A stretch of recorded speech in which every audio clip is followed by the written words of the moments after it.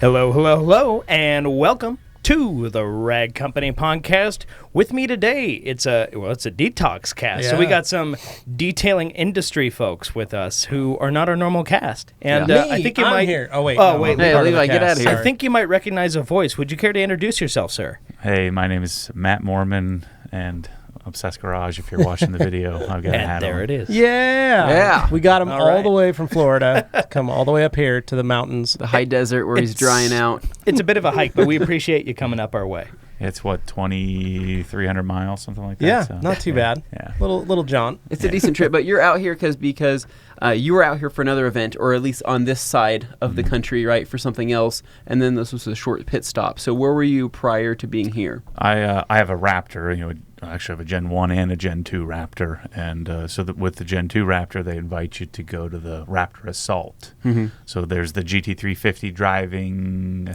experience or something like that, Yeah. and then they do RS, the Focus RS, the Focus ST, and then they do the Raptor Experience, which was pretty gnarly, man. Yeah. I'm still. You want to tell recovering. us about it, like for people that don't know what goes on in those kind of events? Obviously, the Raptor's capable, right? Much more capable than me, and so they want to acclimate you to the capabilities of the truck, right? And so we're on a 30-degree berm sideways where they're basically they have you stop and then they pull on the truck. You're sitting, you feel like you're gonna fall over and tip over. Like it's going to tip over. And then they teach you left foot braking and how to work your way up a steep incline, and then you go out into the wilderness. We climbed to 8,000 feet. It was, I'm definitely afraid of heights. Yeah. Well, One of my many afflictions. what's cool is that most people think it's just like a desert pre-running truck, and that the suspension can do that, but they actually took you. Yeah, there's to do travel. some rock crawling and stuff with it, basically. I mean, they show you what all the different modes, like, obviously everybody thinks Baja, high-speed, jumping stuff. Sure, yeah. But because of the long wheelbase, I mean, the truck is not the best rock crawler, but I mean, we're climbing 15, 18, 20-degree mountains, inclines. It was snaking up the hills, and that's the part that I could have. Yeah, and it's when not I'm doing it, I want to go home. It's not a small vehicle, so you're feeling all that motion and everything pretty. Yeah. So is it nice to know that your vehicles at home can do these things? I don't give a crap. I just think it looks sweet. It looks cool in pictures. I take a lot of flack for that because I'm a self-proclaimed poser, right? I just like the truck. I like my GT3 RS because it's freaking cool. Yeah. I'm not going to go to the track and drive it the way it's intended, but I want to shine it up with a microfiber diaper from the Rag Company. That's right. and just look at it. Yeah.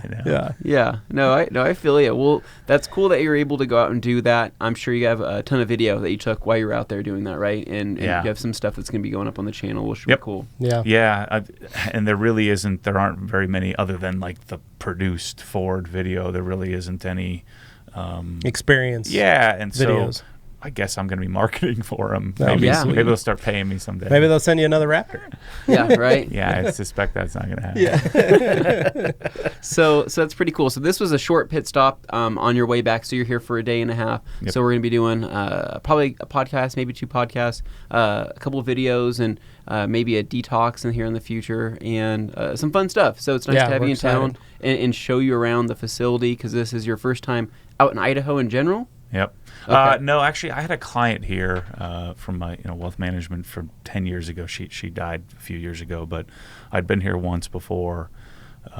It's such a neat town, Yeah. It's everything. The only first thing that comes to mind is just clean. Yeah. It's very just clean here. Clean, Salt Lake was that way too. Yeah. Mm-hmm. Other than all the massive multi-level marketing that goes on there, it's like the multi-level marketing mecca of the They're world. like, don't call it a pyramid scheme. It bled over the border a little bit here, but for the most part, We still it's have kept it. Yeah. down there. We got it, but it's not. Every quite once in a while, as- there's that person that calls in and goes, so just want to know if you guys wanted to come over for dinner. I've got a bunch of people coming over for We're dinner. You're having like, a party. No, we're having a party, I but don't we're want going any to part talk of that. about how you can make more money from home. It's like, Yeah. I'm not interested. Thanks. Yeah, I don't think you can make an nope. extra $10,000 per month. I'm like, really? You could, an but you extra won't. $10,000 per month?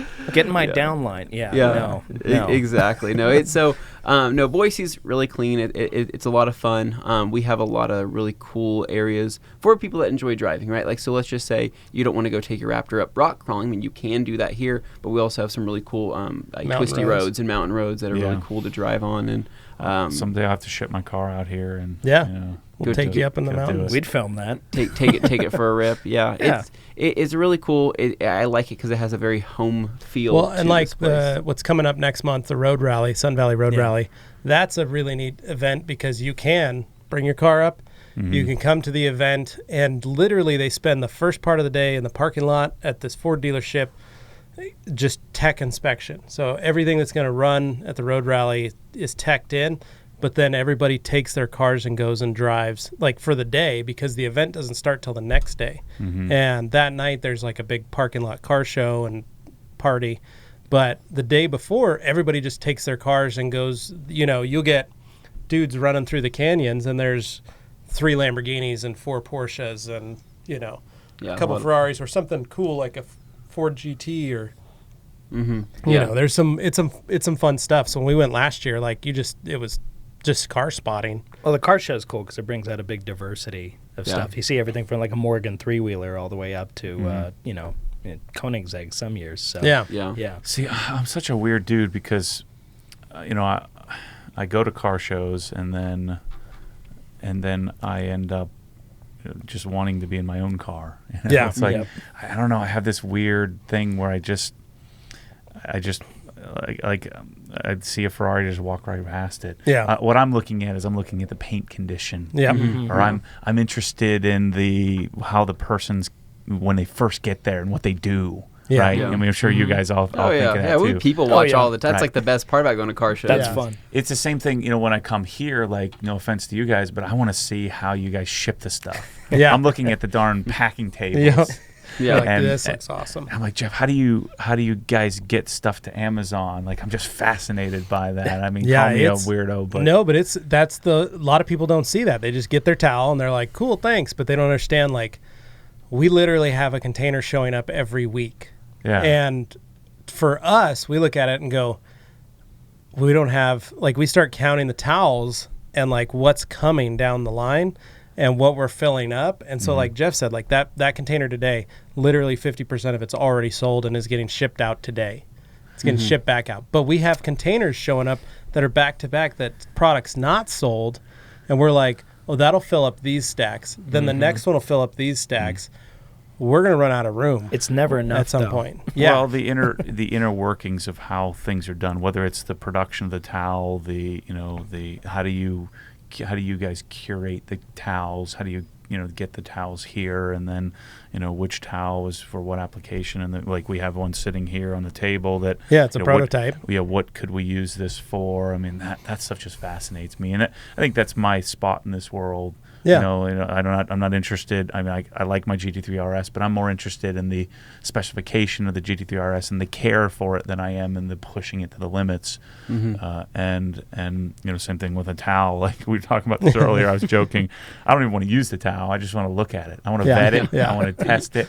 I want to try it, and then I want to put it on the shelf and look at it. Well, and that's like we touch so many towels. Like that's literally all we touch all day is towels. So like we become towel snobs to people because we'll touch something and I'm like, wow. Or I'll see someone using a towel and I'm like, oh my gosh, like why did you spend money on those? Like I can get you something way better. But or to I them can it's go, perfectly good because they don't know any better. Yeah. And so it's a weird, like I joke. That's what I'm attempting to teach people. It's a little different for you guys because I'm sort of disinterested, if you will. Yeah.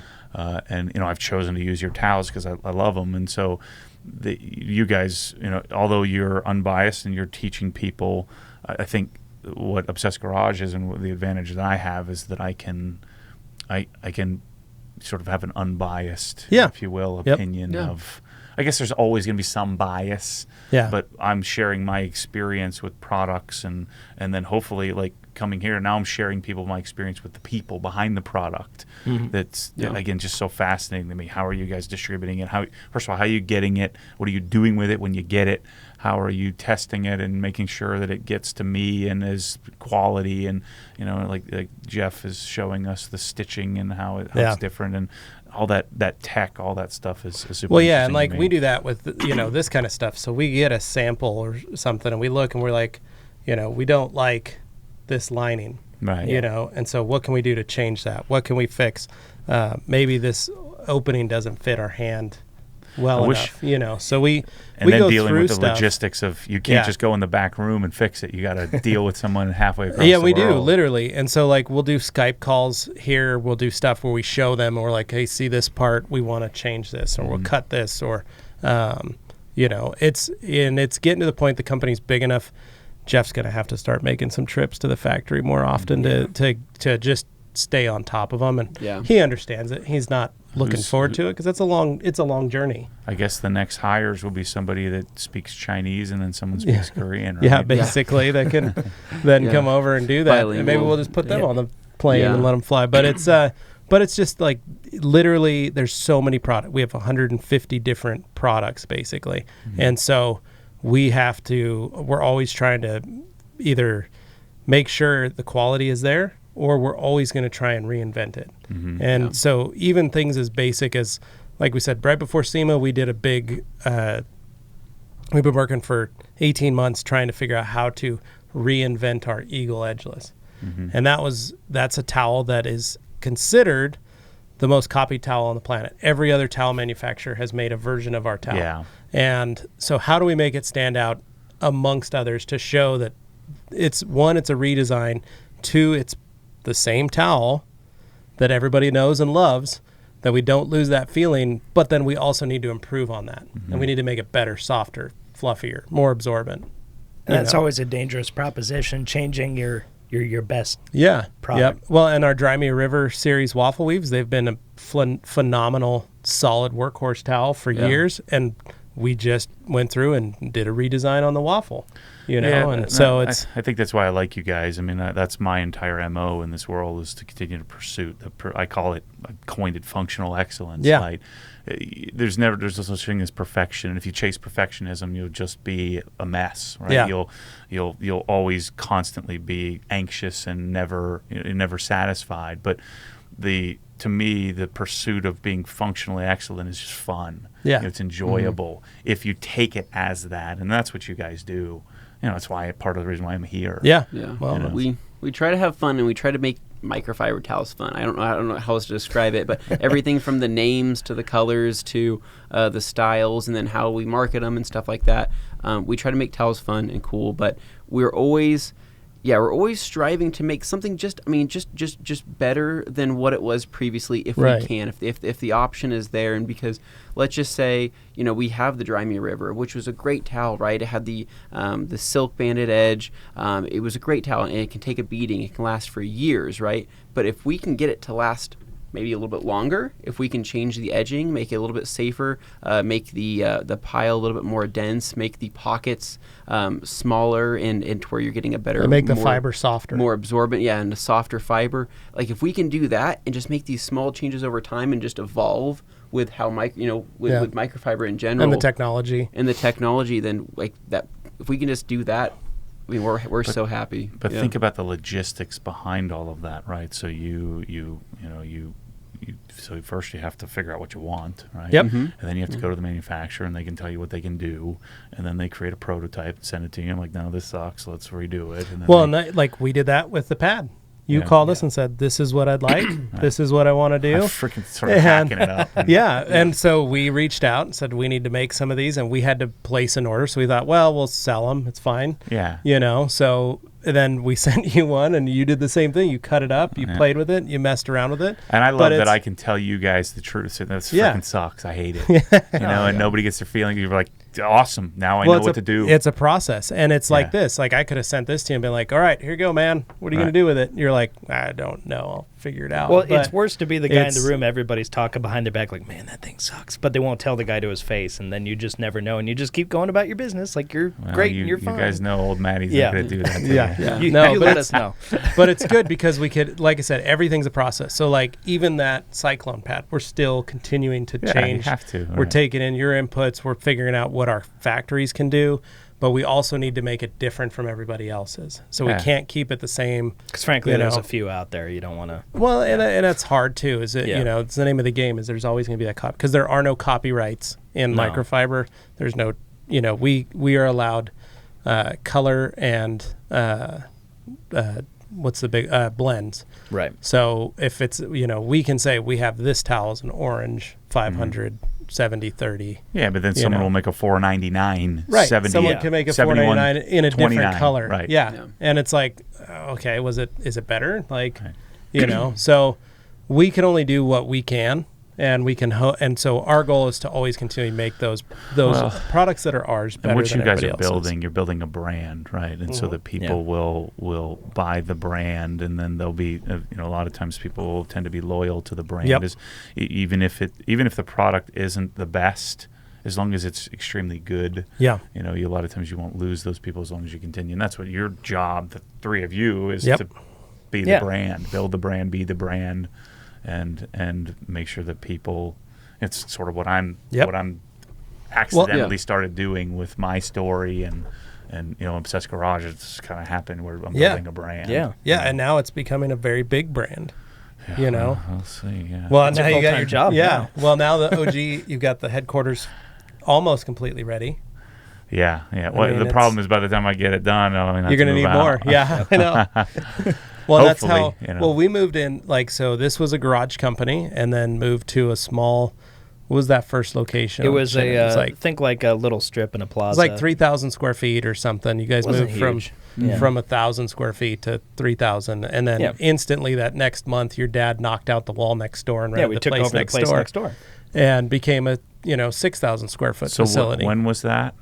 That was back a couple years ago. 2014, late 2014. 2014, you guys were there until 2016? Yeah, moved in December 2016 into here. So you've only been here for a couple of years? In this building, we've been here for about 18 months. Yeah, it was basically John, myself, my parents. We all came over here that summer while we still had the other place, and we just cleaned this whole place up. It had been empty for about 4 years. So in 2014, how many people did you have? We've grown 6. a lot. Yeah, we had 6 or 7, 6, including the owners, I think. Yeah. And then where we're at now. Yeah. So it was always it had started as it was always a mom and pop. They ran it out of their garage. This elderly couple. They had some large accounts, some great accounts, but they've been doing microfiber since 1999. And they deliberately kept it small because they just wanted to be able to manage it themselves. But it was janitorial type. A lot of janitorial, some detailing, and some health and beauty and spa stuff. Mm-hmm. But they had a small group of everything. And then Jeff and Carolyn bought the company because Bev had gotten sick and had to be going to hospice. So she couldn't do it. And her husband was left by himself to do this stuff. And so it just wasn't going to work. None of their family, grandkids, any of that wanted the company. So then they just saw a garage business. They thought, I don't want any part of that. Yeah. So then Jeff and Carolyn bought it. Dane came on as the first employee. I quit my full-time job with benefits to go work in a garage. Yeah. And that was in 2011. And so was there 2012. 2012. Yeah. But so was there a website that they had or anything? Yeah. Yeah. Dane, It was I had to redesign our website. And what was it called?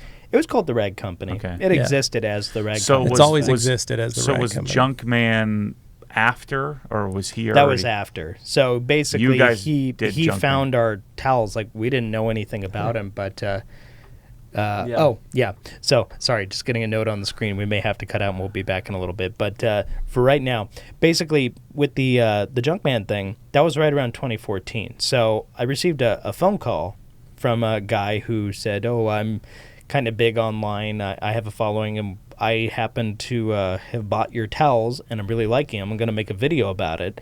And just so you know, oftentimes what happens is if I put out a video about a product I like, it sells out. So I'm just trying to give you guys a warning. And we're kind of going, okay, sure, it's like a Who's prank this guy? call What's or going what's on? the like. I don't know who this is or anything about this, because we were unfamiliar with the whole landscape. We were still learning microfiber, detailing, all that stuff. And sure enough, as soon as his video went out talking about the rag company, it's where I get my microfiber, we just started it went like wildfire. Exploding towels, just nuts. And we had to, we hired like 2 or 3 more people, like family, friends, like, get in here, we need help. So, it basically, the Eagle Edgeless really took off there, and that's kind of the first catalyst of many that kind of helped get things moving so we could eventually get out of the garage. Yeah. Yeah, see, I don't know when I discovered it, but I discovered... Well, you had been buying from us for a while before you made any kind of big deal of it. We can go back and look at all your orders if you want. I remember seeing you order. I started making videos in August of 2014, around the same time we're talking about. Yeah.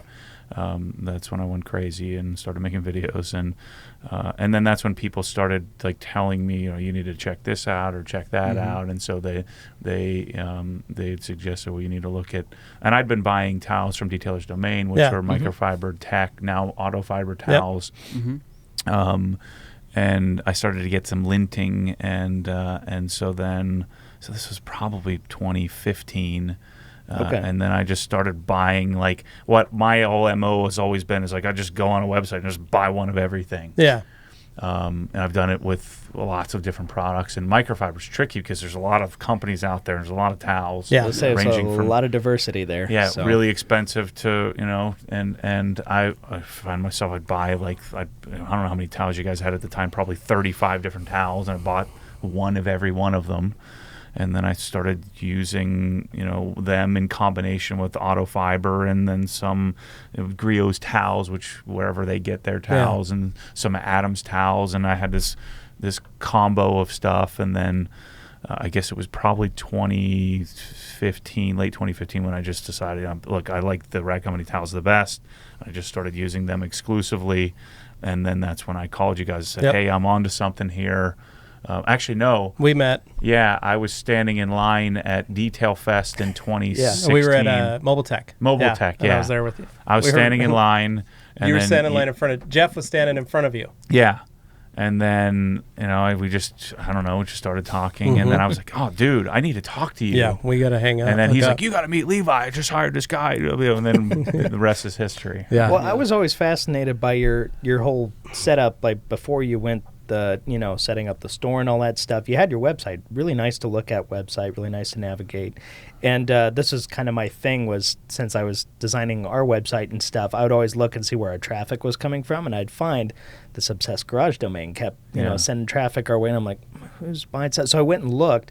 And, of course, I see, like, our navy blue waffles listed on your site, and I'm like, it looks like a store, but it's not a store. It's he's just listing what he uses, but it looks so nice. Like, he put a lot of care and effort in how this Well, that's because everybody presents. told me there's no margins in it, and I'm a financial advisor making a bunch of money, and I didn't need it, and I think that's probably why Obsessed Garage worked, is that I didn't have an agenda. Yeah, exactly. I was just kind of doing me, and the reason why I built ObsessedGarage.com, I built it myself. I got a buddy set up a template, and then I just went with it on WordPress, and the key was to take good photos and then write the description from my vantage point, and I was just sending links, to different places, and here's where you go get it, and that's how I did it. Was that more for the people that were following you? Yeah, because they're driving me freaking crazy about every video. You need to make a listing. I'm like, I don't have time for that. Yeah, show us everything you use. I just got you 95% of the way there. Go figure it out. I mean, that's the story of everybody's life on YouTube or whatever. And then I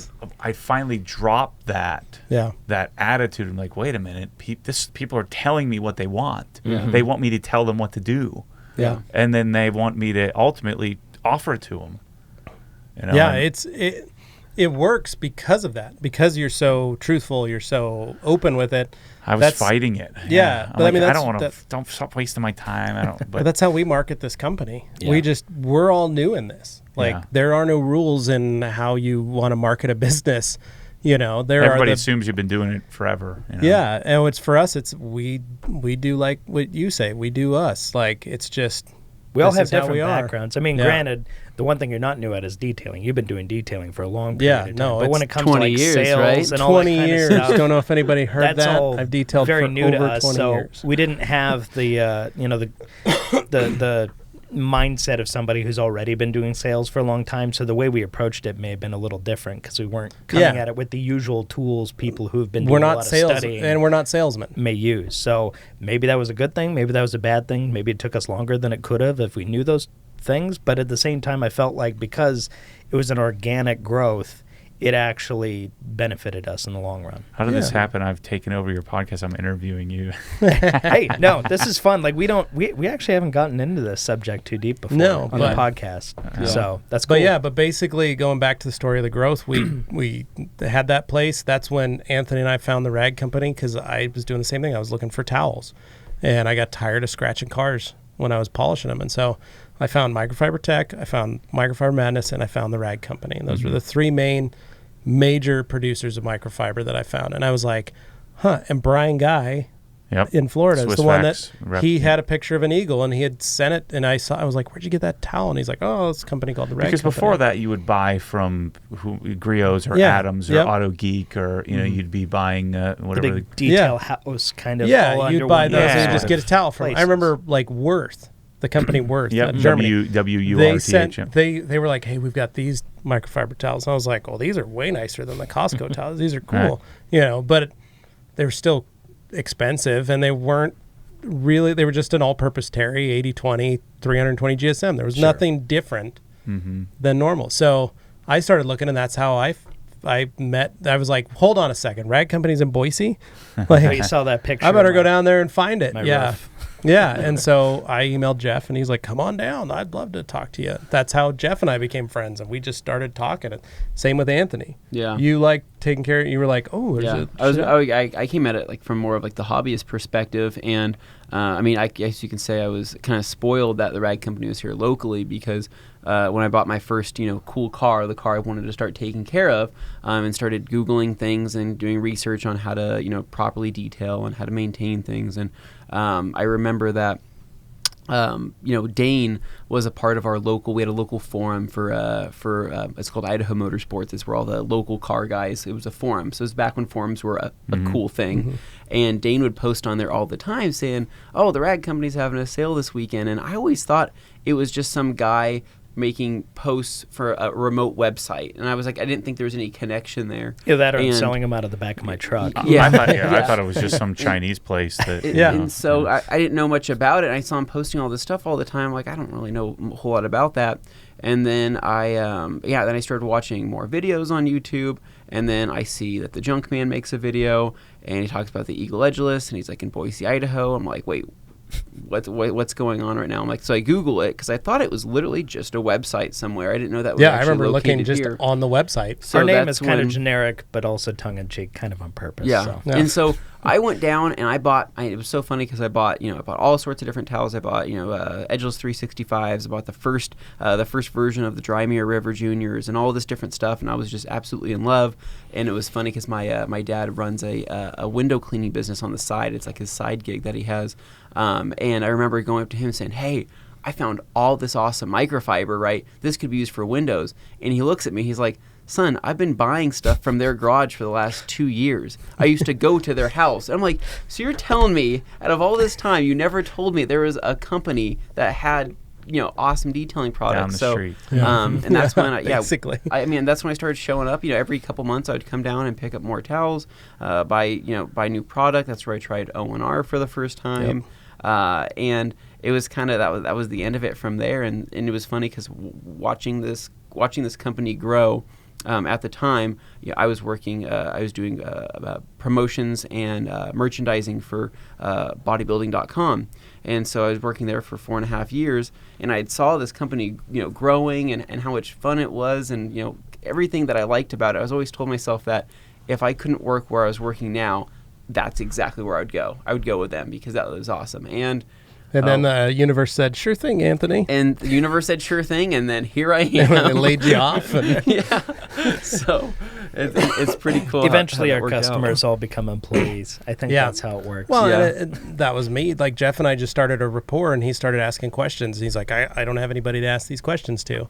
And so we just started going back and forth, and then, we were doing videos together and all that stuff. Yeah. And then all of a sudden it just came to a point where he's like, I just need you here all the time.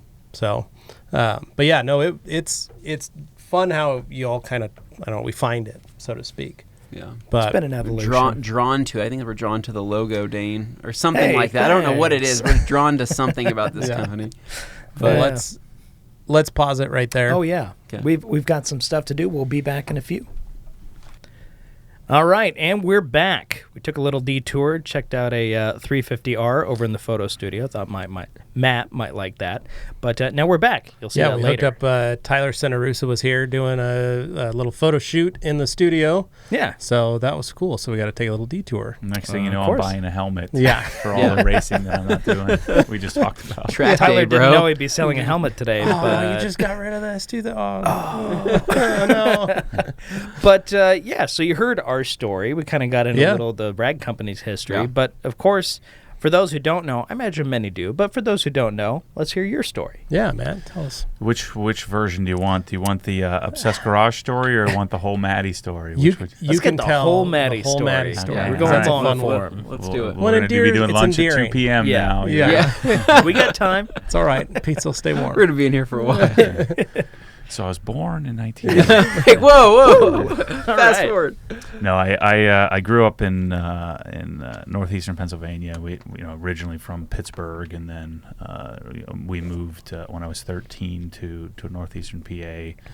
And I was an obsessed kid. Like I was the kid who, remember Matchbox cars? Yep. Back in the day. Mhm. You guys probably don't, but Levi and I do. I know. Oh, yeah, we do. So, I, as a 5-year-old, I appreciated Matchbox over Hot Wheels because they were superior designed and more accurate. Yeah. See, and I like the Hot Wheels because they were just more They're wild. cooler. Yeah. Yeah. Yeah. Crazy. Well, yeah. Look at you. Yeah. and- Well, yeah. right, Exactly. right. So I was a Matchbox kid, and so imagine, yourself as a kid. I mean, most kids would go out and drive them in the dirt and smash them together. And, inevitably, my That was friends. me. Remember the wheels would always kind of bend Yeah. out because Oh, kids would yeah. lean into them. It would Stance. drive Yeah, me they- crazy as a 4, 5, 6-year-old, right? Yep. Yeah. And so me as a kid, I would get all my cars out. I wanted a complete set of every series. So that was the start of me wanting complete sets of things, and I would line them up. And then I'd line up, say, 100 of them. Then I'd distill it down to 15 of them. And I'd distill it down to, okay, so these are the 6 of them that are going to be parked. I had one of these floor mats that was like a plastic mat where you had, this was my house, so one of the houses was mine. And so then these were the 4 that were going to be parked in the yard. And then I would distill it down to which is the one that goes in the garage, right? I'm not joking. This is what I did. No, when I did the 4 same years old. thing. Yeah. No, my dad would sit and do that with me. Right. And so I would spend hours getting it all set up, and then I would put them back away, and then I would do the same thing the next day, and I would sort of sort through these Matchbox cars to figure out which was the one I liked that day, and it usually ended up being similar ones, but some days I would change my mind a little bit. And that's very similar to what I do today with microfiber towels. And so I was that type of kid, so I. In high school, I didn't grow till I was about 17, and so I wanted to. I played every sport: football, baseball, basketball, soccer, until I was 13. So when we moved from Pittsburgh to Hazleton, Pennsylvania, I stopped playing sports because I was tiny. Yeah. And Hazleton is no offense to Italians, but they grow a lot earlier than little English boys do. And so I'm in Hazleton, which is a primarily Italian town, and all the kids are fully grown at 12 years old. Yeah. And I'm this tiny little guy, and so I didn't play any sports. And so I started skateboarding, so wasted my 13 to 17 skateboarding. And so I eventually went out, and that's why I obsessed over skateboarding, which is a terrible sport because I mentioned I'm a pansy. So I could 360 flip great, but I couldn't 360 flip off of anything because I'd be afraid of hurting myself. I could do 4 stairs perfectly well because I was obsessed with the style and how I landed. But if you had 6 steps, I'd be too afraid to go do it. And so that was a terrible choice of sports, but snowboarding and skateboarding were the thing I obsessed over for a while. And then I went and I wanted to play a sport when I started to grow. I'm like, shoot, I'm be a legit athlete. And so I went and tried out for the volleyball team because girls play volleyball and anybody could make the volleyball team because nobody gave a crap.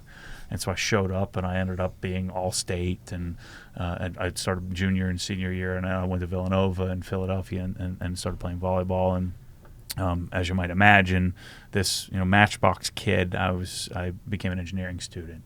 Engineering just suited me. Like, I couldn't be a doctor because I'm afraid of going to the doctor. I couldn't be a lawyer because I read too slowly. And so the hardest thing that I could do was be an engineer. And so I even at a really young age, I kind of knew I'd be an engineer, right? Mm-hmm. And so I went to Villanova in Philly and got and eventually got a degree in electrical engineering. But when I was at college, I grew up in a single-wide trailer in Pennsylvania. I grew up, I changed my story a little bit in how I remembered it. I like to think I grew up like this poor, single-wide trailer kid, right? That's how I grew up. But I really didn't, although I had to work for things and I didn't get everything I wanted. I mean, I had Air Jordans. I had LA Gear, remember? Yeah, yep. I remember LA Gear. I had Matchbox cars. I had He-Man. Yep.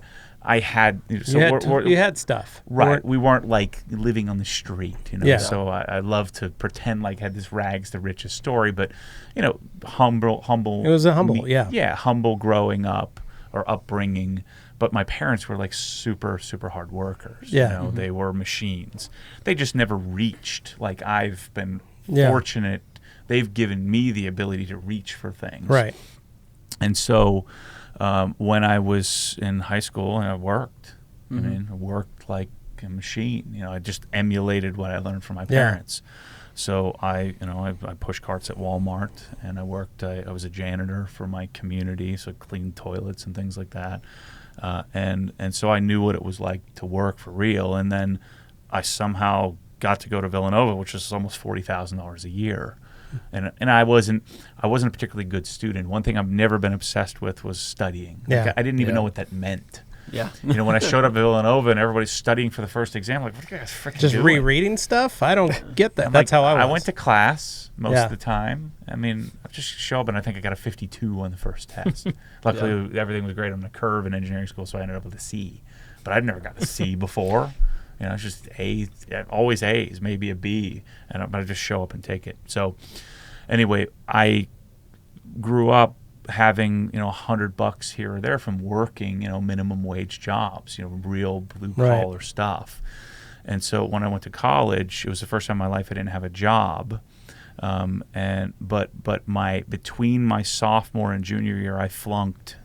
So going with the not studying thing, I flunked fundamentals of electrical engineering, and because it's $40K a year, a fifth year wasn't an option. 4 years really wasn't an option. I was borrowing money to be there. Yeah.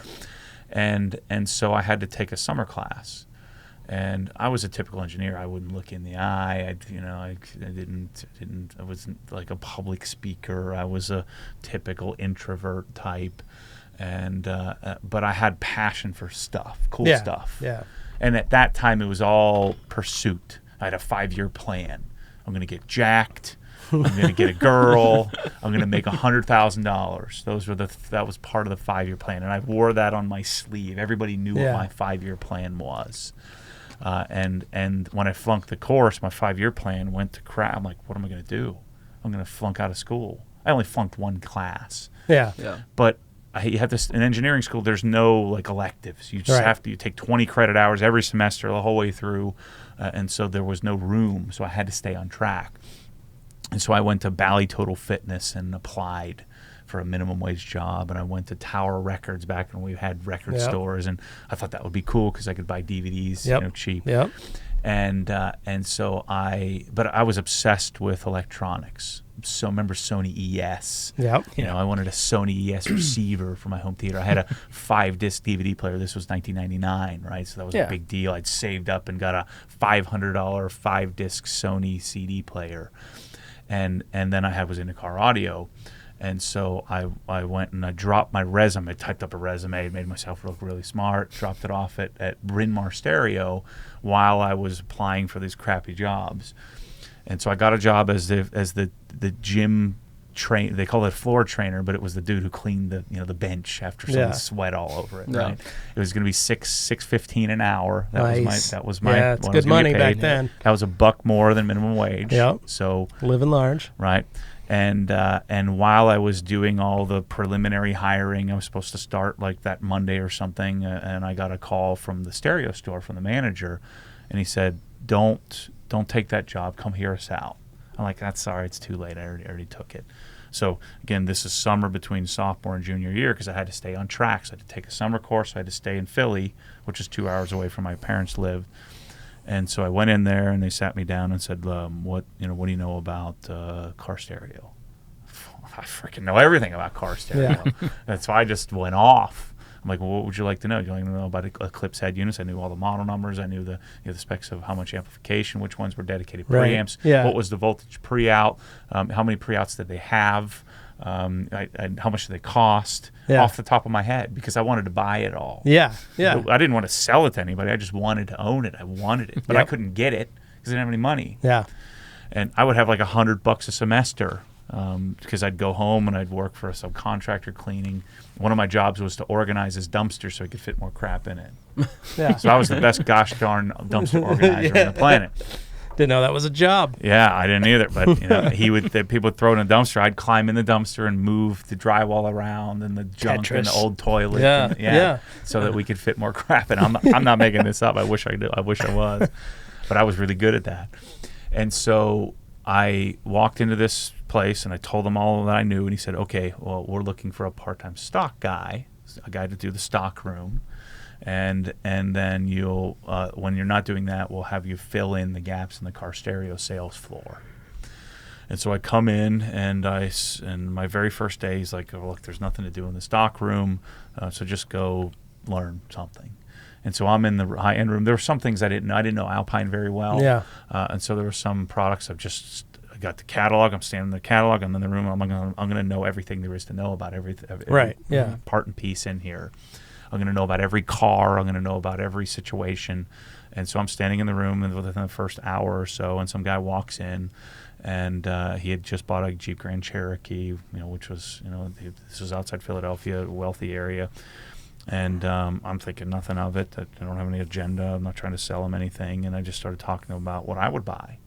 I would do these Boston Acoustics Pro 6.5 Pro. You would put your crossovers, and we'd build an amp build an amp rack. And I think you should do this X-stand amplifier, and then we should do an Eclipse head unit and all the stuff. And but you need this Metra harness in order to get it all set up. And he said, "Okay, I'll take it." I was like, "Okay, cool." And I probably didn't look him in the eye the whole entire time. Yeah. And I walked out, and I go to the manager, and we were commissioned, right? I didn't know what commission was. I didn't know I was commissioned. I didn't even know what I was making. I was just happy to be there. And so the guy, I go to the manager, said, "Okay, here's what he wants," and I list it all off, and he just looks at me, and he's ticked, because it ended up being almost a $5,000, like $4600 or $700 car stereo system. And we got paid 16% of the profit. Car stereos had 40 to 45% margins on things. Yeah. Mm-hmm. And so you're talking about, you're talking, in profit, you're what, $2,000 in profit, and we made 16% of that. So, there's a good chunk $300, $300 commission this dude just missed out on. I'm sure there were some spiffs on some of the other products. And so, $300-$400. I didn't know that, but I could just see in his eye. And so I'm standing there just kind of chatting with the customer while this other guy's punching it in. And the manager comes up afterwards. He pulls me aside. He says, "What's going on here?" I said, "I don't know. This guy, he came in and he wanted a stereo. So I told him what I'd buy, and he bought it." And the manager looks at me and says, "Bro, you're not. We'll get somebody else to do the stock room. You're going to sell." Mm-hmm. And so they sent me they had a sales training. It was top-down selling. So you would start at the top product and kind of work your way down, and you would teach people the features, the advantage, and the benefits. They called it FAB selling, feature, advantage, benefit. Yeah. It was the old Xerox-style sales training. So they sent me to sales training, and I was like, once I figured out what commission was, I was like a gosh darn. I mean, it was like an awakening. Yeah. You're like, you just awoken the beast of this money motivated monster. Yeah. And I became the eventually became the number one, home theater salesman in the area. And so I went from making $100 organizing dumpsters to I was making $50,000. The first year I made, I think it was $47,000. Insane. I'm 20 years old, 19 years old, and I'm at Villanova, and I'm like, well, shoot, I'm not doing this for the summer. I'm going to keep doing this. So I did it my junior year, my senior year. When I graduated, I was making about $100,000, $90,000 or so. And I was growing crazy because I'd started to develop a following. Yeah. People that listened and wanted to come see me. Yeah, I they'd didn't come to BS see you. them. Yep. I wasn't selling anything. Well, you get that. It goes right back to those customers that you're providing that customer service, so they refer you. They're like, oh, hey, I just got my stereo in here. Right. I didn't know what any of that meant. I love Mitsubishi Diamond 65-inch TVs. It was $6,000. That was the most expensive thing in the store. I wanted it, and I wanted everybody else to have it. Yeah. And I knew everything there was to know about it. I would go to the different trainings, and I would be teaching the reps about the stuff because I knew everything there was to know. And we didn't sell Hitachi, but I knew all about Hitachi because I wanted to know what other things were. While the other dudes were sitting there waiting for the next up, I was studying. Yeah. But the weird thing is I didn't study in school. Yeah. Yeah. Because it wasn't interesting to me. I didn't give a crap it wasn't about motivating then. Yeah, it wasn't it wasn't my passion. Yeah, exactly. And so when I graduated, all my buddies were going to work for Lockheed and Unisys, and they're going to make $50,000, $40,000, $35,000 doing AutoCAD or doing some menial engineering tasks in order to starting build their out career. as an engineer. Yeah, I was really nervous about that because I'm like, man, am I doing this wrong? I'm doing this job that all these idiots I work with are just goofs. They didn't go to Villanova. So this was the beginning of the start of my arrogance. I'll explain that because now I'm making all this money. Yeah, you've got. I didn't used to be this chubby. I was a killer volleyball player. I was a all conference volleyball player, and I thought I was awesome. I started to begin to think I was awesome. My 5-year plan, forget that. $100,000, that's for nothing. That's for babies. I want to make $500,000. Yeah. And so that was when I got my Civic Si and started at a $50,000, $12,000 Civic because I have put every part and piece in it I ever wanted. I had Volk wheels and Comtech exhaust. And you should find some old pictures of that. I'm curious to see. I have it. It was legit. I had Volk Civic 16s fanboy right dude, here. I love the EM1. It's like EM1 Electron Blue 99 SI. Nice. I had the best. Yep. I was dreaming about doing a B18 swap. I had Type R seats in it. Oh, really? I was legit. When everybody was Ricer, I was JDM, yo. I was. Did you have the stock wing on the back or no wingless? No, mine was wingless. Okay. I had a carbon fiber hood. I had a Comtech header, a Toda header, Comtech exhaust, test pipe, ITR shift linkage. I mean, that car was freaking awesome. Yeah. Nice. Yeah. And then I did an IASCA Pro competition sound cue system in it. I had an old Alpine F1 head unit and kicks, custom kick panel, Illusion audio subs or 8-inch mid-range and full active power was tuned. The freaking car was awesome. So it was a beast. Insane. It was the beginning of the obsession with cars, right? Yeah. And I grew up a car guy. My dad had a '66 GTO, and that's kind of how I got into it. So when I graduate, all my buddies are going to work for these companies. I'm like, I want to see where this goes. Although I was nervous about that because I might lose out on my opportunity to be an engineer. Right. But I wasn't smart enough. Like what I wanted to do was design Sony ES processor. Well, now Sony ES was junk. I was more interested in Denon and Krell and Onkyo Integra and things like that, more higher end stuff. But I wasn't smart enough to go to Japan and work for Harman designing stuff. Yeah. Maybe I was smart enough, but I didn't work hard enough to be educated. And so I'm just figuring I'm going to sell the stuff. So I wanted to move to San Diego, but Orlando was my second choice. I don't know why. It just seemed like a cool place to go. And so when I graduated, believe it or not, I got kicked out of the house I was renting because I was too clean. What? I used to give everybody a freaking hard time because they didn't clean their dishes and crap. And so the kid whose brother owned the house said, "Look, you got to go." Just a bad influence. So we just want to leave dishes in the sink.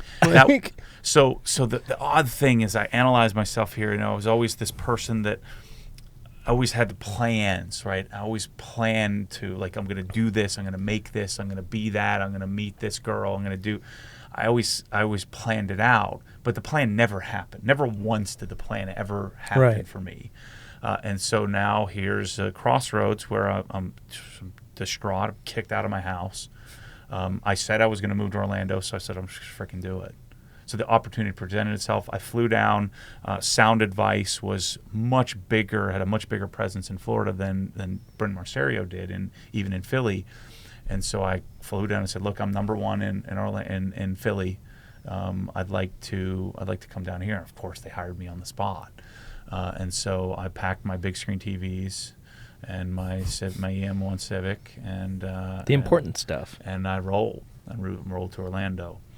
And so I was doing well there, and eventually what happened was, I think I've told this story on my podcast before, but I was accused of stealing back in Philadelphia. This has become a theme of my life, where I was accused of. So I'm in Orlando for like 8 months. I've actually become number 2 in Orlando, so I'd grown really quickly. And partnering with this crazy guy who had a huge client base, and so I was able to sort of help him organize. And they sat me down in a room and put the light on me, and the head of Shrink, and they're just basically saying, handed this receipt over to me. Well, what's this all about? It was like I had a policy with all my buddies at Villanova. Anybody that was a friend of mine that I'd do 20 up. That was a friends and family discount, 20% above cost.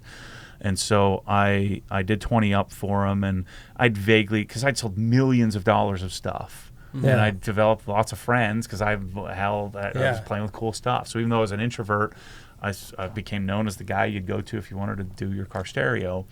And so I vaguely remembered the installers coming and saying, "Look, we need more money for labor for this ticket. You didn't put enough labor on it because the car was harder than they thought."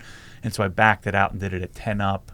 And then what happened was the car came back for some service. I was gone for 8 months. Yeah. And then there was a new manager at the store. They didn't know the guy. And so they're looking at the ticket, and there's some things in the car that weren't on the ticket. And so they thought I gave the guy stuff or something crazy, which I don't give anybody anything. Yeah. And so it was like a game time decision whether they sent me to jail, like for theft, or I got to keep my job. And so they sent me home. Now, this had attacked my character. Yeah, right. I had a key to the store. I managed the money for the gosh darn. Like, I would come in and balance the books at the end of the night because nobody could do it as well as I could. And I mean, I, lived and loved this place. And now they're accusing me of stealing.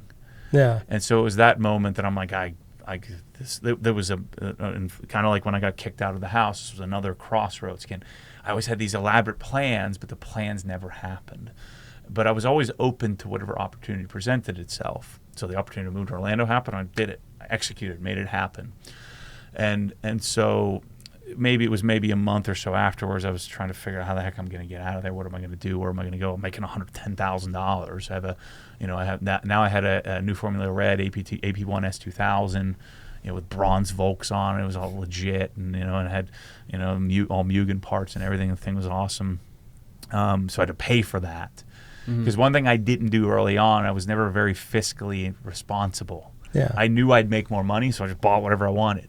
Yeah. In fact, it was kind of known. People thought my buddy and I were drug dealers because we always had cool stuff. He was just independently wealthy through his family, and I was balling hard because I'm 20 years old making 110 grand. Well, it's just after the Fast and Furious franchise as well, so people are probably like, "Oh, he's running parts for Harry." Dude. Yeah, he's hardcore. He's doing something to get this money. 3K Civics. With I went to turbos. Fast and Furious 1 5 times because it was an event. Yeah. We went to the theater. It was an event. Everybody. There was always a car out. show out front when it was in, because everybody would drive their cars. Although it was kind of fake, that was our culture. Oh, that was the scene. Built it up. And so here I am being accused of this, and I'm looking for a way out, and a guy walks in my store. And what generally happened is, again, all the goose would be huddled around waiting for the next up, and they would say, "Can I help you?" Which is like cardinal sin number 1 in retail. You never say, "Can I help you?" Because what do you say? I'm just looking. Yeah. I never said that, mainly because I was too busy. So I was out staging cables and stuff for a big job I'd sold, because I was doing a lot of custom install stuff, high-end, custom install home theaters. Yeah. And in a wealthy area in Orlando, the West Orlando. And so I just walked up to the guy, set the cables down. I walked up, and he was looking at a Pioneer Elite plasma. I remember they were like $8,000 at the time for a 50-inch plasma. And so I walked up and I just started talking to him about the virtues of it, and I asked him about what he's going to do and what's his room like. And by the end of it, he said, "Man, you'd be great at doing what I do." And it's kind of like blowing him off, but it in the back of my mind, I wanted out because they attacked my character, and these people are I hated them. And remember, this is the development of the arrogant Matt, because now I'm I'm well off and I'm the man. I'm still in good shape, so fat people are suck, and I didn't know I'd become one. And so I just heard him out, and I wasn't really entertaining, but he kept pushing. His name was Jim. Man, you should really come and hear what I have to do. He gave me his card, and then he came back and ended up buying the stuff. And we had interest refinancing at the time. It was like a 24-month same as cash or something like that. Yeah. And so I asked him, said, "Hey, would you like to get that in order to buy the stuff?" He's like, "Yeah, sure. We'll do that. And that way I can, I don't have to give you my money. I can, pay it off over time." And in the credit application, you had to fill out your name and address and all that stuff. And in the bottom right-hand corner, there was a column or a little box, and there was a circle box next to it for monthly or annually, and you had to write in your income because you're applying for credit. Yeah. And I had to go punch into the thing, and it would give you an instant approval, or sometimes you need to call. And and I had to ask him, because he didn't circle it. I said, "Is that per month or per year?" He said, No, that's per month. I think it was like 48,000 or something like that. And I'm like, "Holy crap! I'm making 110 G's. This guy's making 600." I'm like, I took his card, and then I started the pursue, and I'm like, man, he believes in me. Yeah. I want to make $600,000. And so he worked for Merrill Lynch. And so I started the process. So I was 23 at the time. I started the process of interviewing. And now Merrill Lynch doesn't hire 23-year-old guys, at least not to be financial advisors. Yeah. They hire 33-year-old guys or 50-year-old guys to be people with life experience. Because imagine you have to convince people to manage their life savings. Right. And so I ended up having 13 interviews over the course of a year and a half. And every single time they said, "Man, this guy's got something, but he looks like Opie Taylor." Yeah. Now, I didn't freaking know who Opie Taylor was. I didn't know Andy, whatever. I still don't even remember. What's it? Andy Griffith. Andy Griffith. I never watched black and white crap. I was watching The Matrix. Yeah. And Blade, and Gladiator. Yeah. I'm watching, I want big cinema. I don't want freaking Andy Griffith. That's for goofs. Yeah. And so I went and looked it up finally after like the 12th interview. So I got to figure out who this Opie Taylor is. I don't even know what that is. And then I come to find out, well, Opie Taylor's Ron Howard. Ron Howard's a pretty successful dude. Yeah. And so I think what finally got me the job, I said, "Look, you guys keep calling me Opie Taylor. You keep stringing me along. I'm going to, if you let me do this, I'm going to do this." And again, I'm really starting to develop the arrogant man, right? Mm-hmm. And so there was a humbling in that I finally got the job. And the very first day I started, I got a call from HR, and they're saying, "Look, you're on the $40,000 a year salary, but you can't make that. It has to be $39,999," just to kick me square in the nuts, because something about how the training program was set up. And so I went out and I started the same process I did with selling stereos. I wanted to become the foremost expert, right, and pursue, because I didn't know how to sell unless I knew everything. Yeah. Now, again, there's an arrogance to me, but you wouldn't know it. Like, I was a really nice guy. I was a bashful guy, but I was starting to develop this internal arrogance that I didn't know about until later on in the story here. But when I started, the Jim was my mentor. I'd gone to choose to go to a retirement community because I knew who I would call there, and I just did whatever he said to do. So it's kind of like what I did with car stereo and things. I would find someone that I thought was better than me, that I could glean Right. off of information off of, but I would take it a level further than what they had suggested, or maybe 10 steps further than what they suggested. And so I started my Certified Financial Planner designation. By the time I was done, I think I had 34 letters behind my name. I had, 10. I held 10 different industry designations. So weird, because I'm not a studious guy, but I'm a knowledge guy, pursuing the knowledge. Yep. And so the job was, which I thought was managing stocks and bonds. I mean, this is cool. It's Wall Street. This is awesome. No, the job was cold calling.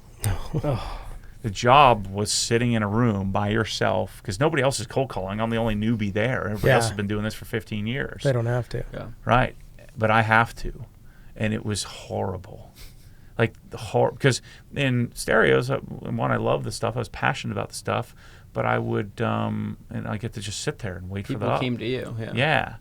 And then eventually I started to develop also, you get to play with the business stuff that you like. in between. Now I'm sitting in this crappy office. And it was real. We had the lowest rent Merrill Lynch office in the entire country. Some Merrill Lynch offices are insane, beautiful. But this one was older. We were slated to get a new office. But the argument to all these guys was, if you can bring in clients here, you can bring them in anywhere. And so I sat there. So my goal, you have 4 months to get your Series 7, your Series 66. My goal was, I'm going to have 3/4 of my CFP done. It normally takes guys 10 years to get it. I'm going to have it done before I even get my license. Yeah. And so I just hit it hard. So I had my CFP done in 8 months. I went and chased all these other designations and everybody told me, you're wasting your time. I said, no, I need to know this stuff in order to be able to sell, be able to do it. And so my goal was to make 400 cold call dials a day. And I averaged probably closer to about 180. I kept statistics because I was just afraid. I was afraid of the phone. Some days, some weeks, I wouldn't call. I would sit there and I would study, or I'd get sucked into the vortex of the computer and try to learn something new and pretend like I was working. And that's why most people fail as financial professionals, because they don't give you clients. They give you a desk and a phone and say, figure it out. Yeah. And we didn't have, you couldn't internet market. It really didn't exist in 2005 anyway. But you couldn't just get on Facebook and develop a following. You couldn't you couldn't do any of that stuff. It's you weren't allowed. One, it wasn't a thing then. Yeah. Secondly, you're just not allowed to. Yeah. And so I just emulated what Jim did, and then I made it through the training program. You had to gather a certain amount of assets and a certain amount of production in 24 months. And so I graduated by the skin of my teeth. And then eventually I ended up being somewhat successful. And I became the resident director, and then I became a vice president and the senior vice president. And in 2014, we'd moved offices several years prior to that. In 2014, I'm the most senior guy. I'm responsible for hiring and firing everybody for the market. Plus, I had a substantial practice that Jim had retired. So I'd taken over part of his book. I had a partner. We had 6 people on my team. I was responsible for staff of 14 of highly compensated professionals. I'm the youngest guy. I'd go down to the manager conferences and meetings, and I'm 31 years old. Everybody else is 50 and 60. Yeah. And so I developed a massive arrogance. I mean, I thought I was the man. I'm making hundreds and hundreds of thousands of dollars a year. Right. Building significant wealth for myself, and I was into cars, and then I got my first BMW, and I got my first Porsche, and just sort of taking that car guy progression. And in 2014, we had our second child, and I wigged out. Like I didn't know what was wrong with me. I'm an engineer. I just freezing out. Yeah. I've always suffered from this. I just didn't know it, but I was eventually diagnosed with Obsessive-Compulsive Disorder, and I'd closed everybody out because I thought I was the man. Yeah. And I'm making all this money. I took the weight. Even though I had a team of people, I wouldn't let anyone do anything. Right. Mm-hmm. I'd do everything, and I felt responsible for everything and everybody. And I obsess about the next 40 years of my life, your life, and everybody else's life around me. And we had Kate, and I just was standing in a store, and just this wave of anxiousness came out of nowhere, and I couldn't get out of it. I couldn't reason out of it. It turned into weeks, and weeks turned into months. I couldn't get off the couch. I'd go to the office. My wife would have to come get me. I couldn't drive. And eventually I had to go meet with a psychiatrist, and the psychiatrist referred me to a psychologist. They put me on some happy pills, and I was diagnosed with obsessive-compulsive disorder, and I had to lean on people for the first time. Yeah. So this whole story of arrogance was building, and then bang, humble. Yeah. Like instantaneous humbling of, I'm better than you, I'm stronger than you, I'm faster than you, I have more money than you, I'm smarter than you. All this stuff that I told myself. Again, now don't get me wrong, I wasn't a type A jerk. I was a type C. It was all in me, all internal. And so I wouldn't let anybody else have the win. I did everything. Like my assistant, I would do everything. And so I at this moment, and this is August 14th, 2014, I'm not better than anybody. I'm worse. Like this mindset change happened like that. And so through lots of therapy, through months of therapy and meeting with this goofball therapist that I would have dismissed before, I was completely open to suggestion, to other people helping me, to letting others in. And so I started the YouTube channel. Actually, what I did start doing was I started sharing the ownership experience of my cars on Renlist and Bimmer Post. And the YouTube channel came about to support that. Because through therapy, I decided to give up my hang-ups about people, berating me or calling me out or me not being the smartest or the best. Because, on forums, you guys have all been part of them. It's a cesspool of hate. But I said, you know what? I don't care about that.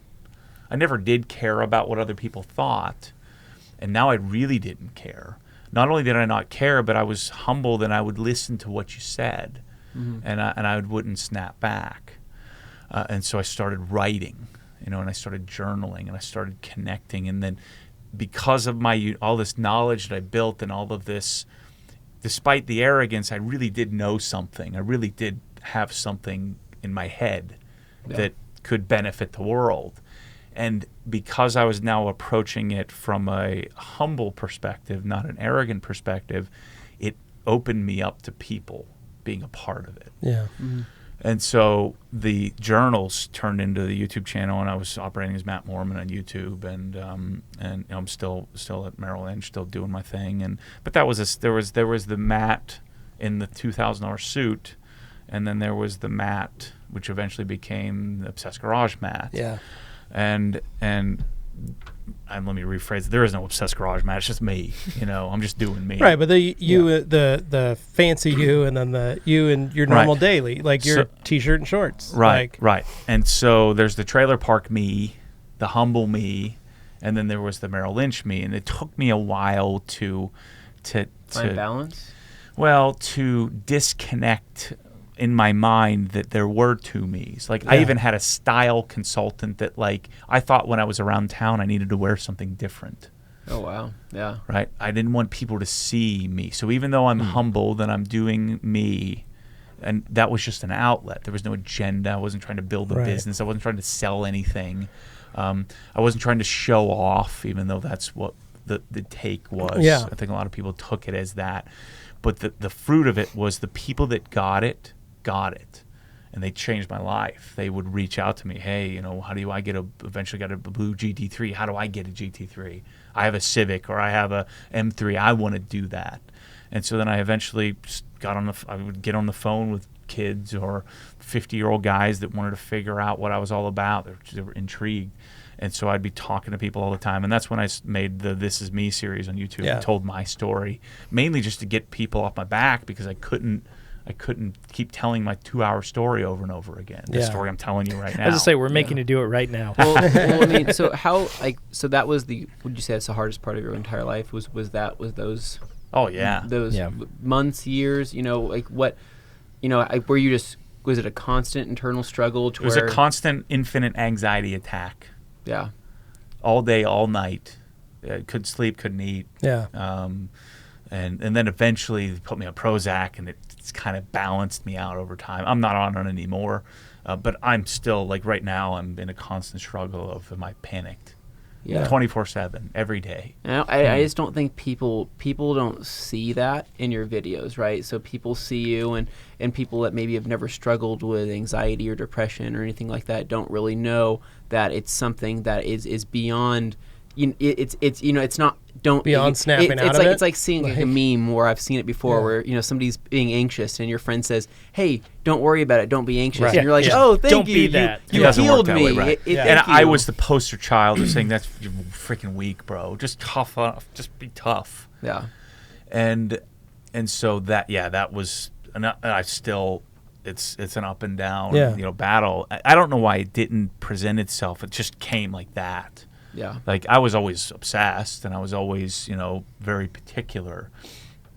I wouldn't call myself a perfectionist. I'm just always pursuing excellent in anything that I cared about. If I didn't care about it, I was terrible. So it's all or nothing. It's kind of my tagline, right? Yeah. And so this transition to humble was life changing for me, and now an audience of people. And so I made the This Is Me series, and I started sharing my life a little bit. And then I started to get, I'm at Merrill Lynch, and I started to get people searching that out. So here I am, I'm trying to build the business, I'm trying to grow it, always attempting to make it bigger, make it better. But again, there was Suit Matt and this Matt, the one you see sitting here. And so I started to make this connection to, man, if I'm this obsessed about the spray bottle that I'm using, or the microfiber towel that I'm interested in, or the spec sheet of the Carrera S that I ordered, and I've spent that much time and energy on it, people started to make that natural connection that, man, what does he do for a living? First of all, how does he have this stuff? And then I started to tell the story of this that I'm telling you. And then they made a direct correlation with, well, man, I want this guy to manage my money, right? So in my business, started to benefit from this social connectivity, this accidental humbling, this accidental social connectivity. And you guys have seen it. I'm making 50-minute videos. Sometimes it's boring. I'm sure that every one of you has checked off the video. This is too much. But I'm just doing it the only way that I knew how to do it. Yeah. And I wasn't, in the beginning, I didn't edit squat. I just real time ran the camera. Yeah. And I didn't even chop it up. I didn't have an intro, didn't have an outro, didn't have music, didn't have drone shots, nothing. Just me, raw. Sometimes you couldn't even hear me. I'm out of focus, And but people were really connecting with it, in the hundreds, and then in the thousands, then in the tens of thousands. And so eventually I came to the conclusion that I couldn't do it at Merrill anymore. That I wanted to really intimately connect it to. I wanted to eventually I created Obsessed Wealth Management. So I left Merrill and went with another company and with Raymond James and started to build that, and eventually separated from my partners, and then come 2016 is when I made T-shirts and hats. I just and my whole thesis there was, man, I'd kind of want to have one for the videos. It'd be kind of cool. Yeah. I renamed the channel Obsessed Garage. I built the Obsessed Garage website on WordPress, which we talked about earlier. And I mainly just to get people off my back of sending. The reason why I made the This Is Me videos is so I could just say, hey, here, refer to it. Here's my story. I made obsessedgarage.com so I could say, here are the products that I use. Here's where you can buy them. Yep. Here's an Amazon link. Here's a Detailer's Domain link. Here's a Rag Company link. Here's a Microfiber Tech link. Here's a Griot's Garage link. And then I've come to the realization, well, maybe I should send you Amazon links because I can get paid a little bit for that. And then my YouTube channel was monetized, and that's when Merrill Lynch started looking at the videos and saying, look, you can't say this, you can't say that, which I don't fault them. I mean, that's true. You have to be very cognizant of how you're advertising and representing. But I knew that there was this connection. At one point, Taylor Swift's dad works for Merrill Lynch. Oh, really? He was the #1 search, and we were #2. And so I got a call from Merrill Lynch Marketing saying, what the heck are you doing? I said, well, I have this YouTube channel, and I'm just sharing, my life and, and what I'm doing with cars. And that's when I came to the epiphany, man, I could really connect this. Then, sold the T-shirts. I launched the T-shirts in the Facebook group, the Obsessed Garage Facebook group, and the first month I think I sold $12,000 worth of T-shirts, $10,000 worth of T-shirts, like that, which is crazy. Healthy. Yeah. I was like, oh my gosh, this is insane. Now I pursued it. It took me 9 months to create the T-shirt because I wanted it right. I wanted it specific. Yeah. And I had to hire and fire companies doing my normal session, but I did it very differently. I didn't do it arrogantly. I kind of, at least I think I did it differently, and the Facebook group was a way for me to give people a voice, and because I wanted a forum because of the nostalgia of what forums have done for me, but forums are tricky. Forums they're dying, they're dying off, and I was just gonna have to spend tons of money to make it work, and that just didn't make sense, and so the shirts made me build a Shopify store. Right. So I had to build a store. And so I had ObsessedGarage.com and then ObsessedGarageStore.com. And then eventually I was making a few $100 on Google AdSense, through making videos. So this would be 2016, mid to late 2016.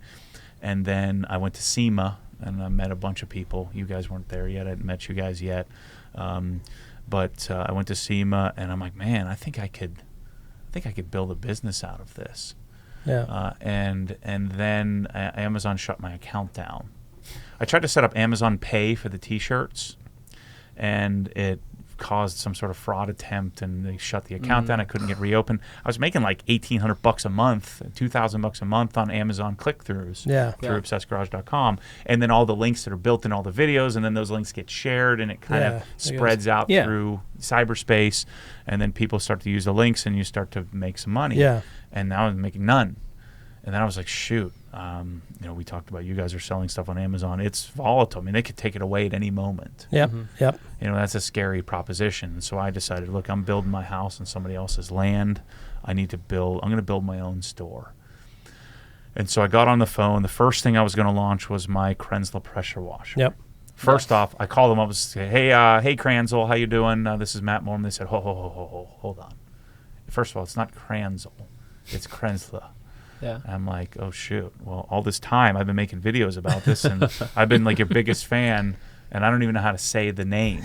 Now I knew I'm really onto something. I'm like, shoot, they've done such a poor job marketing this in the U.S. that nobody even knows how to pronounce it. And so not everybody's marketed like the cup here. Like Rupes has done a masterful job. You guys have done a great job marketing the product. A lot of these obscure companies haven't. Right. And it's largely due to the fact that they're so focused on building a great product that they just it becomes an afterthought, I think. And so I said, well, I'd like to secure 5 pressure washers, and could I do that? And then I called Mosmatic, and then I called MTM. Krenzle said no. Mosmatic said no. MTM said maybe. Called Krenzle, no. Called Mosmatic, no. I wanted to become a dealer, and I called MTM. They said, okay, we'll let you do it. So I called Krenzle, said, hey, MTM's going to let me do it. They said, maybe. I called Mosmatics, hey, Krenzle said maybe. MTM said yes, or they said, okay, if MTM said yes, then we'll say yes. And then this is over the course of several months. So I procured the inlet hose, the quick disconnects, built the package that I'd been using, that I'd been beat my head against the wall to figure out how to make work for years. And then I made 13 videos of each part and piece. I think I had 72,000 subscribers. This was January of 2017, last year. And I was like 4,700 subscribers overnight. Because I'd launched 13 videos within an hour. Because people are freaking out. He's just going to obsess over like a nut on the thing. They'd be like, oh, he's hour. Jumped the shark. Now he's just pitching. He's lost it, Right. And I had a lot of Adam LZ subscribers too, and they're like, they just want to watch my GT3. Yeah, sure. And so I'm like, oh, I screwed up. No one's going to buy this. But I had the next morning I wake up, I had dozens of emails saying, hey, I want to be first on the list. Because I'd launched it as a pre-order. Right? And this is the start of, now I see pre-orders all over the place. I like to think I have a part in this. The only reason I did a pre-order because they didn't have any of the stuff. Mosmatic didn't have a single gun. In fact, they called me and tried to talk me out of it. Oh, wow. I think I'm 2,200 of these guns sold, plus the probably 2,000 others that have been sold by other copycats out there that have stolen my ideas, which, that's just competition. But that very first month in January, I did $45,000 of sales between my shirts, stickers, and then pressure washer pre-orders. And then February I did 50,000, and March I did 60,000, and then July I did 100,000. Yeah. And then now I'm like, holy crap, this is insane, right? And then by the end of the year I'm doing 150,000. What is your wife thinking of all this at this point? Where is she at? Well, for the longest time I'd been building Obsessed Garage, and I'm like, I think I'm onto something. It was all wealth management. I think people will start to connect that, and it's benefiting my business. I really hadn't gotten much out of it because people were making the connection and searching out, but they couldn't figure out, like, is he jerking around the cars all day? How could you possibly make this many videos? How could you do all of this? Right. Well, I'm obsessed. I'm literally, I can't stop. Yeah. And so I can do it all. And plus, I'd spend 30,000 hours becoming. I don't like to term myself as an expert. I like to let other people call me an expert, but I like to think I was an expert in wealth management. And so I didn't need to spend as much time on that as I did before, because I knew. You're at the top of your game now on that spot. So you didn't have to practice as much. Top of my game. So I was the Krenzla of wealth management. Yeah. I don't know how to tell anybody what I did. So I was making a lot of money in the average American terms, but I wasn't a top financial advisor by any means. Not even close, because I didn't know how to tell anybody who I was. Again, there was suit Matt and this Matt, the T-shirt Matt. Yeah. Well, and this has happened recently. I started to figure out that, just do you, and people will connect. And so I called it Obsessed Wealth Management. And I started to get some traction. Now, I've come to realize that the regulatory environment is a little difficult to be a public figure like I am, or I've become in my little niche. And so Obsessed Garage is my passion. I'm really focused on that. But the building of the store, like I'm here, like seeing how you guys ship and pack and receive, millions of towels, and how that's fascinating to me. And so I've realized how to take not arrogance, not, I'm better than, but how to take this insatiable, unquenchable disorder, this appetite for, I don't give a crap about success. I don't give a crap about money. I thought I did. It's not the money. It's the pursuit of being able to have a conversation like this with people, sharing my story, sharing a product, sharing the knowledge that I've learned over the years. And then that's turned into a way for me to sell crap. Crap that I really like. To me, it's not crap. To me, it's awesome. It's amazing. It's fun stuff. Stuff that you like. It's your Hot Wheel cars, or your Matchbox you just cars. feel like you have more purpose than ever, right? Oh, yeah. So now the pursuit is the chase of building out a destination, a place that it doesn't exist, that I think only I can, again, not arrogantly, but humbly, I think I'm suited to build this thing that nobody else has done. And I know some people look at it from the outside as just building a retailer. And in fact, many of my friends, or what were friends that are retailers, aren't too happy with me. Yeah. But I can't. I have to ignore that. I have to chase what this is, which I believe is a consultative, destination. It's a destination for people that want to learn about something, and have a shared passion for it, or maybe they don't have a passion for it. They just want somebody to tell them what to do. Yeah, basically, and that's how I see it. Is there's this whole we've talked about this on the podcast, like just in our industry and detailing in general. For years, I never had any. I had to just go about it with what the guy on the truck that was coming by my shop showed me.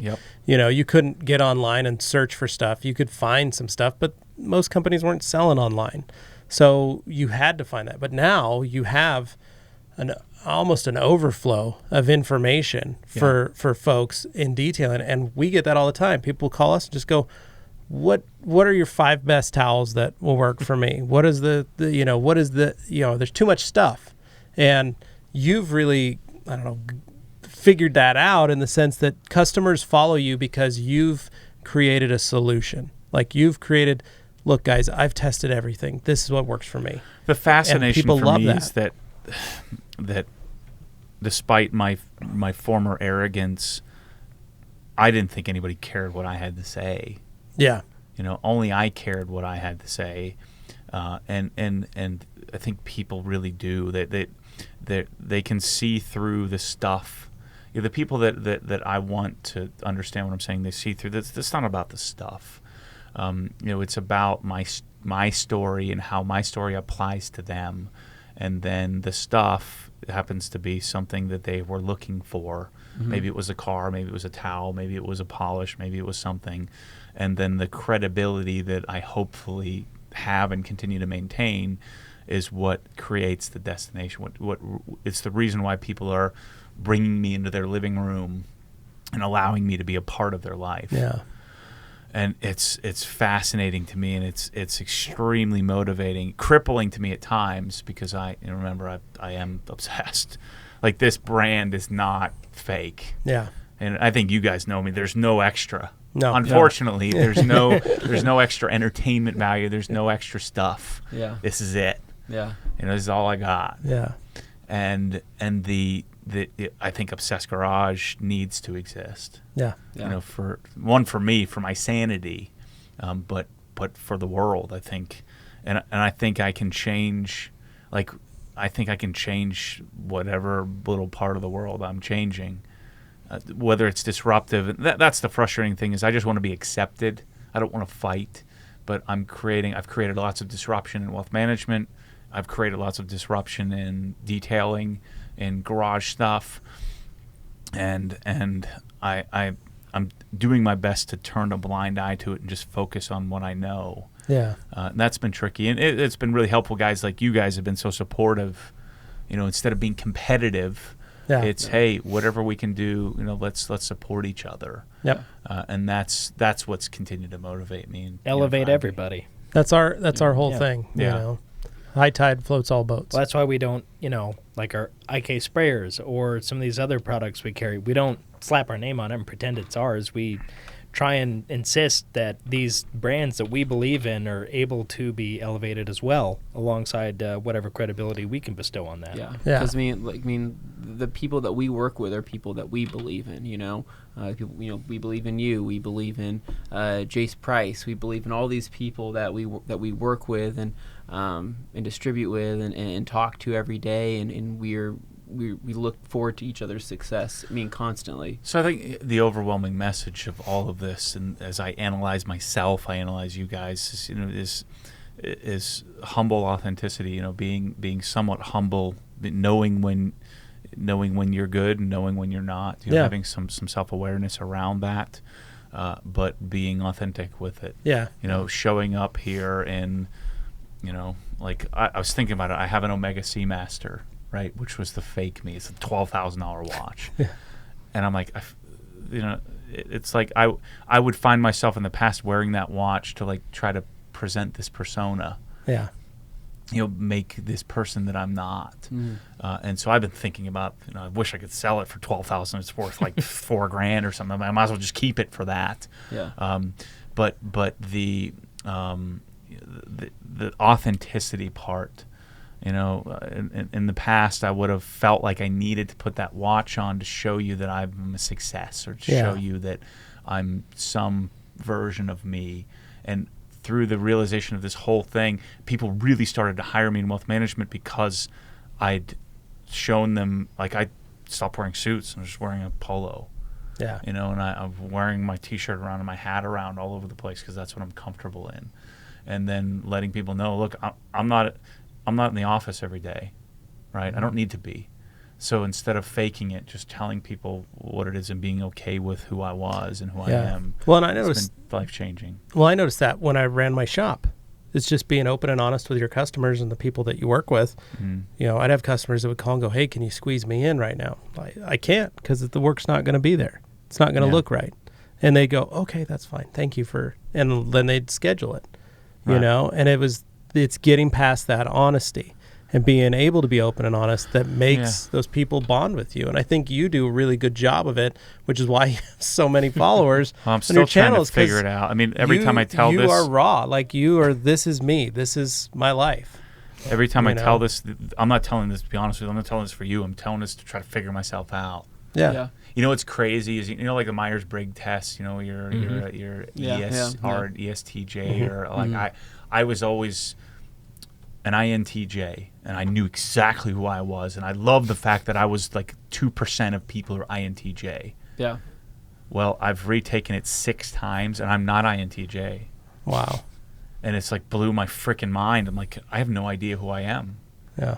I was ENTJ, and I'm like, no, not E. It was still I. No, it was ISTJ or something like that. Had less to do with, a little less to do with introversion and the like selective extroversion or something. And I took the test over and over and over and over. We had it kind of going in our group there for a while, and I'm like, who the heck am I? Yeah.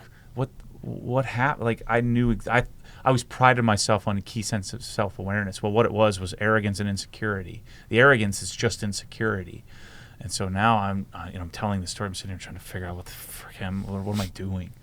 Yeah. I'm chasing Obsessed Garage. I'm chasing it whole hog. It scares the freaking crap out of me.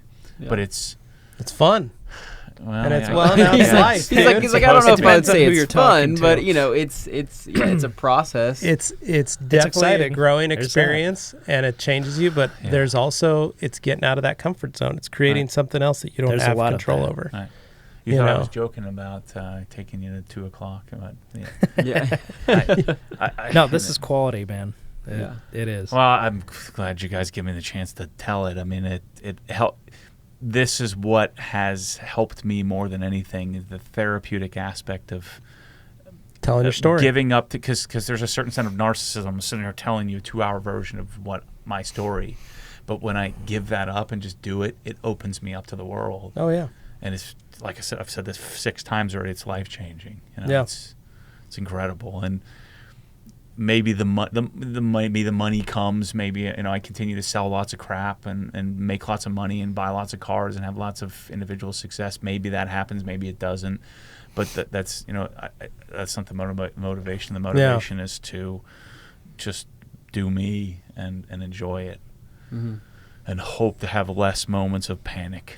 Yeah. God dang it. Moments of rest. Yeah. That's the Very plan. Cool.